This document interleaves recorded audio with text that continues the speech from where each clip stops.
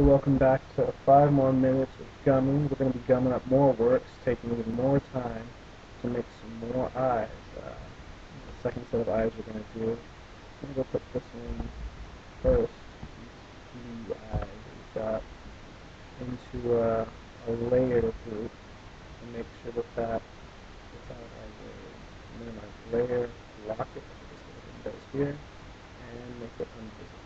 Oh no, look what I did. Put those eyes in the background. Okay, we have a good solution. So, as you can see, we've still got the outline there, so that means something here isn't, what's the word for it, isn't invisible, which is important to note.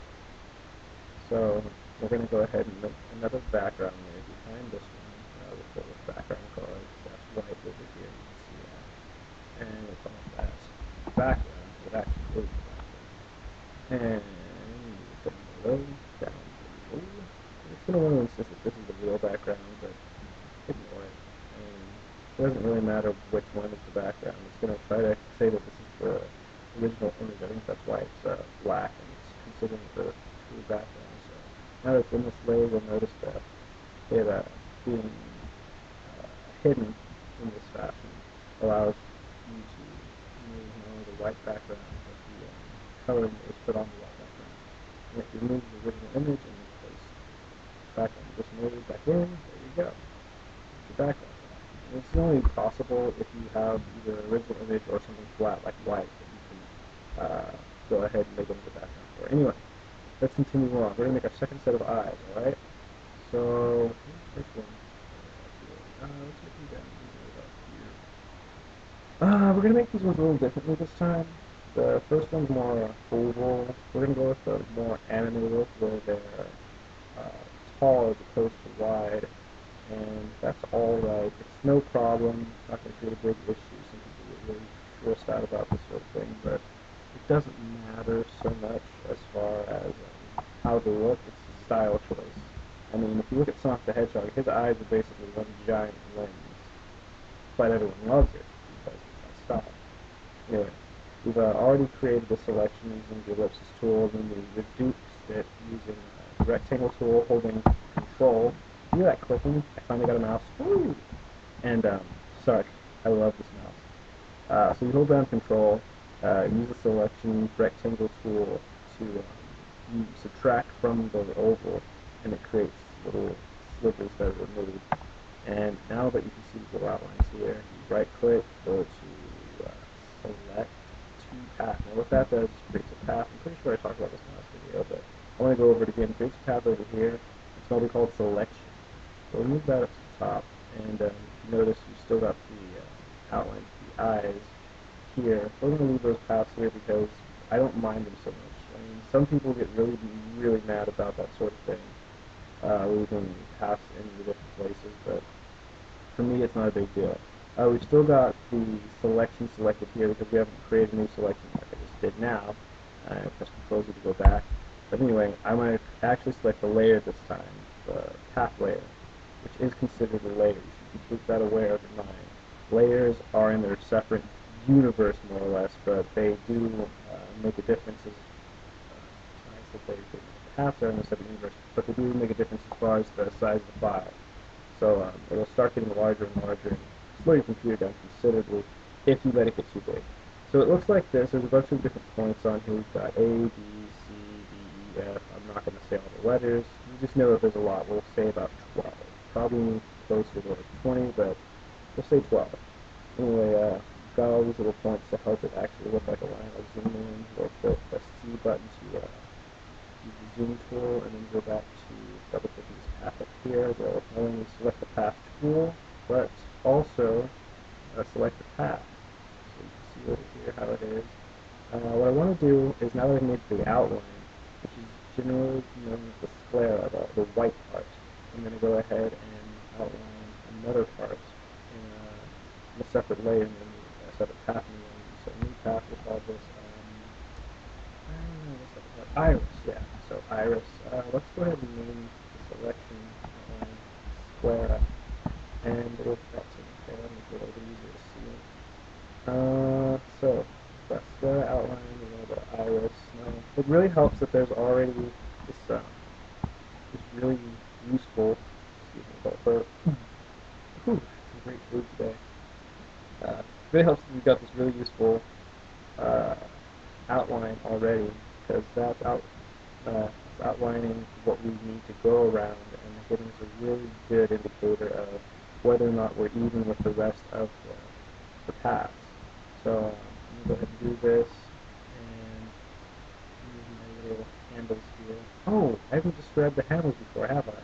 Well, in GIMP and a lot of different programs, when you have a path or a line that can be augmented after you made it, you get these little things called handles. And it's not like a fancy name you get being a truck driver. No, it's actually a lot more interesting than that. Not to put down truck driver, sorry guys, but my handles don't just mean I'm a cool truck driver. My handles mean that when I move these handles, I get an effect. See, I'm moving the right one here all about, and it creates a different bend to it. It can be inside the line, it can be outside the line. It really doesn't matter as long as you make sure you let go, click and let go with the left click button. Anyway, that looks like a pretty decent iris. We're going to people. Well, I guess we can make it now, no problem. So, create another path using the button here. Create a new path, and call that people. Probably should name these people 2 or anything, or maybe people video 2, just to make it easier on everyone else. But I'm not that kind of guy. I'm really lazy when it comes to this sort of stuff, and I like to leave little points in my irises and not give my peoples proper names.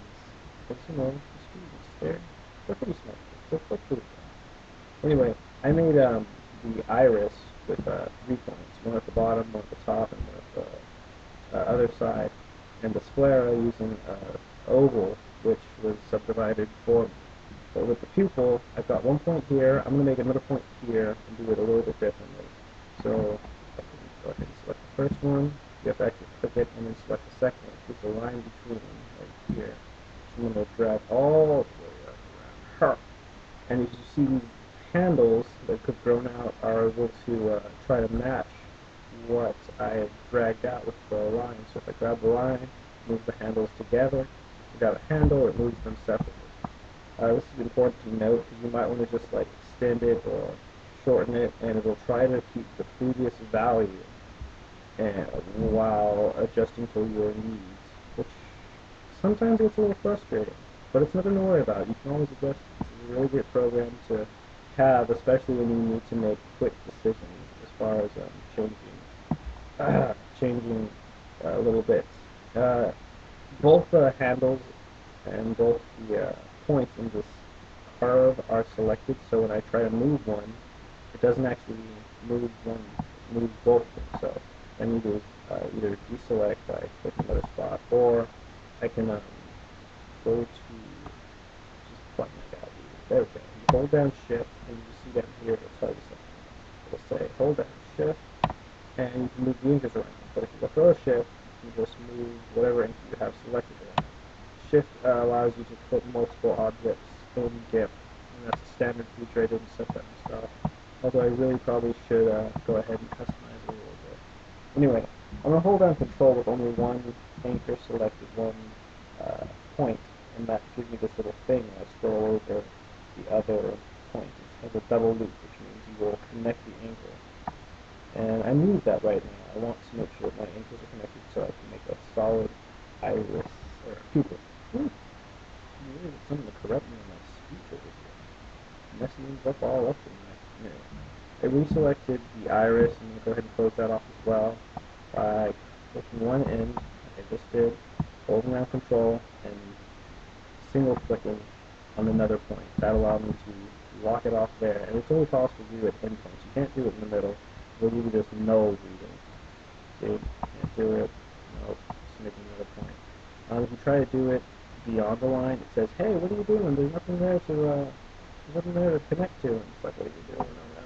If you try to do it on the line, you create another point on the line, which allows you to bend it however which way you want to. I mean, I can make a doorway. I can make a weird sausage. Make a chair. Look at that beautiful chair. Ooh, I want a chair like that. I don't even have chairs anymore. I got like this big couch. Anyway, check out those little dots using Control Z, one of my favorite functions to get. And go ahead and finish off the part right there. You can go ahead and deselect by Control Shift A. Deselects all the currently selected regions. And I want to just look at what my eye looks like right now. So what I'm going to do is click this guy. Her is invisible. The eyes up there. Okay, so looks pretty good. I like the way that looks. I'm going to go ahead and merge all visible layers. There's little eyes here, and if I right click any one of these, it's bringing me up my options tool. It says merge visible paths, not layers. And so now they're all one. So they're all red, blue, go forward, red. Blue means that they're visible, but they're not currently selected. Red means that, hey, those layers are working. Doing it, man. Woo! Alright, anyway, I'll be serious. I love joking around like that. You should really be aware of that. It's not a personal choice. It's a habit. I was born with it, just like stunning. I stun people. They love it. Wow.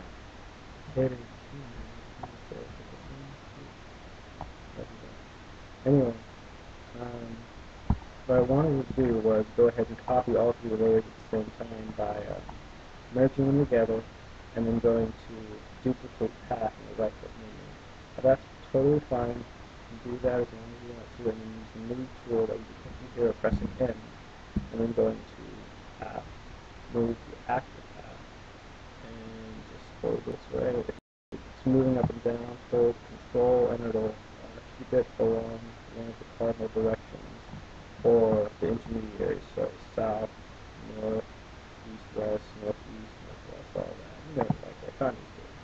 Anyway, I'm going to scoot over a little bit, make it something that would be reasonable, and I don't think I can separate them yet. Once you merge the paths, that's where they are. Now, it's what people copy. We'll just call this one elective. And right. I don't like having funny things. Hey, dude, what are you doing? Go back to doing that. Alright.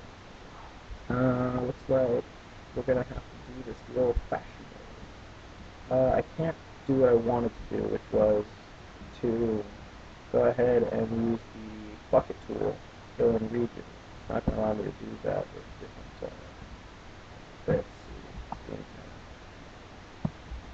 But that's alright. It means I need to create a new layer, which I didn't do. And if you see here, it paints the other layers black, because for some reason I have one of these selected.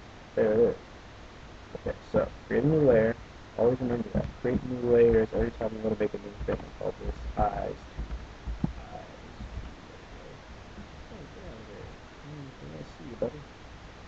And try to go ahead. Which one's selected? Is it blue or red? It's red. That's right, guys. Remember. Red is selected. Red and dead is selected. So, and it's filling in the entire layer. See, I don't want that. Okay. So, double click the red layer. Go to path to selection. Means you make your selection a path. Go ahead and switch to the bucket tool. And put that in. Nope. Well, that's pretty close to what I wanted. What I actually wanted to do was to have the back of it be one color, and the next part be another color, and another color. So what I'm going to have to do is go back a number of steps, which is, it's unfortunate, but it's my mistake. And I will live up to it. I will make sure I fix my mistakes. Very important, guys. Be responsible. So the background is going to have how do you say it? A glow around the eye. I love glow. I'm not fond of people who just leave their eyes flat. I'll go ahead and do a colors path. What's that called? A stroke. That's right. Stroke along the path. If you do a stroke line, stroke line, you get this sort of result, which I can't tell too well right now. Let me go ahead and try that one again. It said use stroke line with a line with the 15, and it's still not doing it. Okay, one last time. So embarrassed. But how stupid is it? So I'll expand that a bit. And last time, we're going to go ahead and stroke line. Okay. I'll get back to you guys in a minute. What I wanted to do was color this region a little bit better. Not more color schemes there. Maybe I don't really the right lower structure. You know what I don't? I still have iris structure, which is trying to explain a whole lot of my problems. See, it's already stripped, but I did it wrong. Remember guys, pay attention to your layers. Don't plug for your friends. Alright, so everything here is selected. This is invisible. There we go. New layer, eyes too. There you go. Okay, good. Eyes too. Put it in the top. I've been really out of shape with this for a while. I've had a lot of finals going on. I haven't been keeping up with my art skills or anything really. It's not a good habit. So the stroke line, put back down the file. That's pretty easy to see. And it gives you that, which is a pretty good outline. Just outline, but I've not been into that sort of art style. I like smooth things to go with. So a gradient or some sort of blur would be best for me. Stroke line gives you that solid sort of feel. Stroke paint tool will either give you any of these that you've already made or the pre-made ones. So go with airbrush. That always looks good.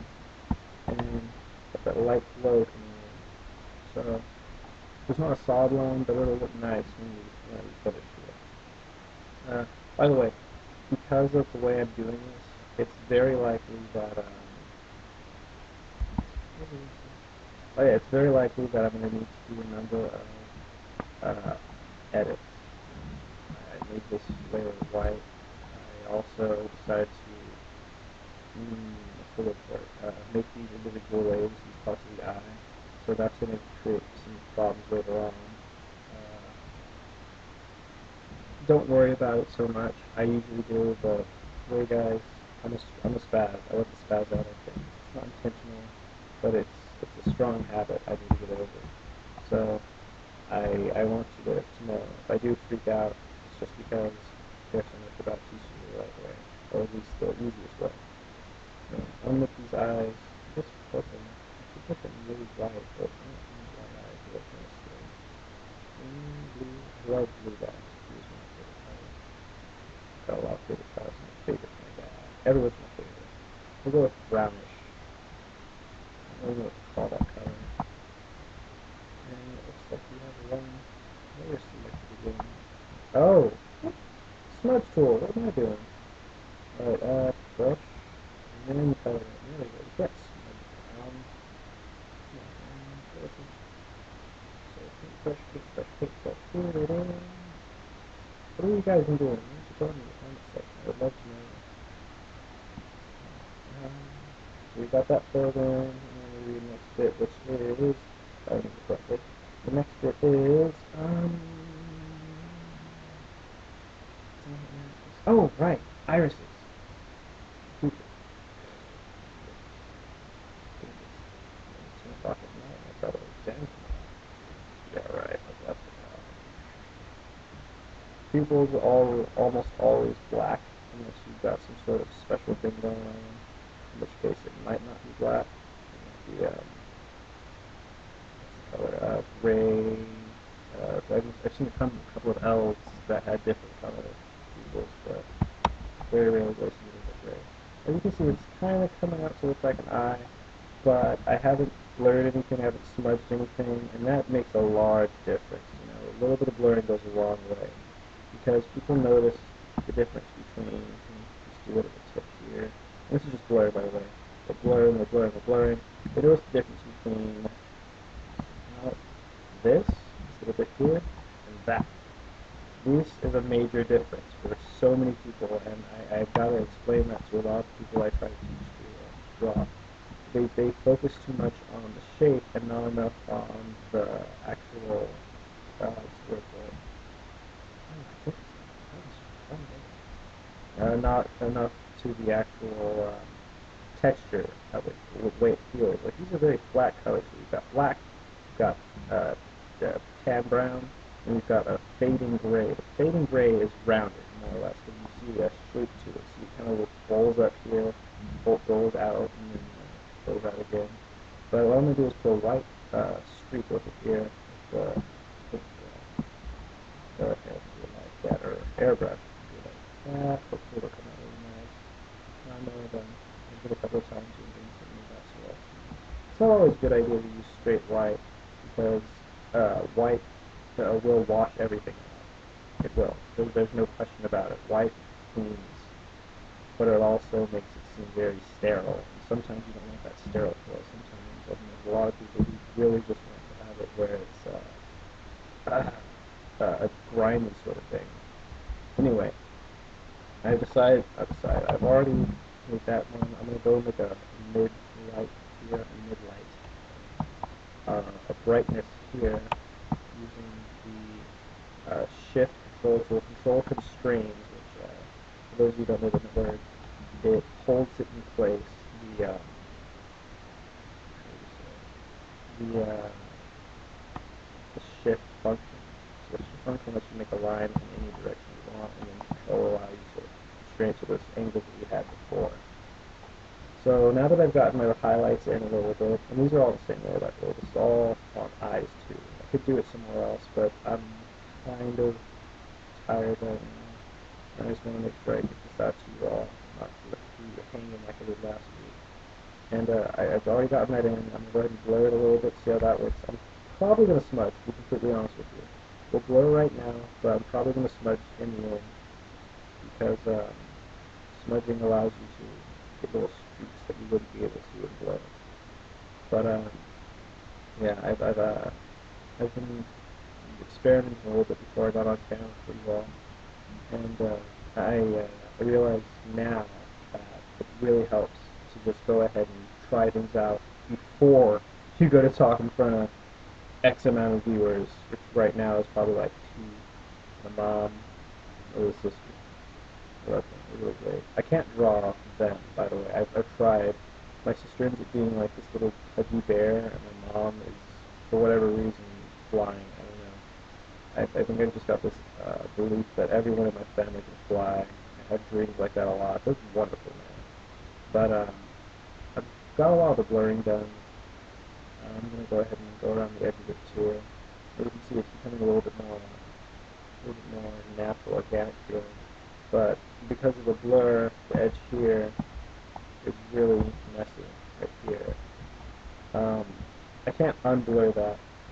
You can use the sharpen tool, which is, I believe, control, and then holding that down around where you want to sharpen, and that kind of helps, but it really, when you're undoing a blur, it doesn't work as well as I'd hope, because I see it sharpen and I think, oh, this is what it looks like before I blurred it, and it doesn't, even anyway.